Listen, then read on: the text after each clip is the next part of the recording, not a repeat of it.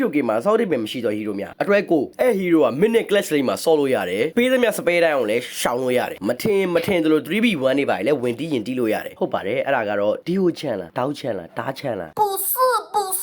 貂蝉လို့ခေါ်တယ်貂蝉ဟာဂျင်းမကျုံလုံးလေးကျွန်တော်စပယ်လေးပါလေးဝင်ရှင်းပြပေးပါအောင်ဗျ ခဏလေးသူ့ပတ်စစ်က ChatGPT သွားပေးလာအောင်ငါလည်းမသိလို့ 1 week later အော်သူ့ရဲ့ပတ်စစ်ကအဲ့လိုမျိုး1ပဲဖြစ်ဖြစ်2ပဲဖြစ်ဖြစ်အဲ့လိုမျိုး enemy ကိုသွားထိလိုက် enemy ကောင်းမှာအမှတ်လေးပေါ်ရအမှတ်လေးပြည့်သွားတယ် damage တွေ AOE damage ဆိုလားပါလားအဲ့ဒါပေးတယ်တဲ့ AOE ဆိုတာဘာလဲဆိုတော့နင်တို့သိမှာပါနော်ဟုတ်ဆက်ရှင်းပြပေးပါအောင်ဗျ K1 လေးကတော့ရှေးလေး boomerang လေးလိုပဲပြစ်လိုက်တယ်ပြန်လာတယ်ခေါင်းပုံမှာအမှတ်လေးထက်ရှိတယ်အမှတ်လေးထက်ပြည့်သွားရင်တော့ထပ်ပြီးတော့ damage ရမှာပေါ့ငါလည်းမသိဘူးအမလေးရှင်းလိုက်တဲ့အဖြေ K2 ကတော့မြောက်မာကြီးလို့ဟိုဘက်ဒီဘက်ကို dash တာပေါ့နော်အဲ့ထက်မှာ immune လည်းပါတယ် damage လည်းထပ်ပါသေးတယ်အဲ့တော့ဘယ်စပယ်သုံးသူ damage တွေကြီးဗျာ damage ရလည်းမခံစားနိုင်အောင်နာတာဟုတ်တယ်ဗျာစပက်2ကတော့အဓိကပေါ့နော်စပက်2ကသူ့ရဲ့ main skill လို့ပြောလို့ရတယ် ultimate ကတော့ပြောနေတယ်တယောက်ချန်နစ်စီကိုလာပြီး ultimate ကြီးဖွင့်လာပြီဆိုတော့ तू ultimate ရဲ့ဝေးကိုပဲသွားလိုက်တော့ဘာလို့လဲဆိုတော့အဲ့ပုံမှာပွင့်သွားတယ် तू စပယ်တွေအကုန်လုံးကူးတောင်းနေရအရန်မြန်သွားပြီကွာအဲ့တော့ဘယ်လိုပြောရမလဲပုံမှန်ဆိုမြောက်မာကြီးဆိုရင် ultimate ပွင့်သွားတဲ့အချိန်ဆိုမြောက်လွဲကြော်ရမြောက်တ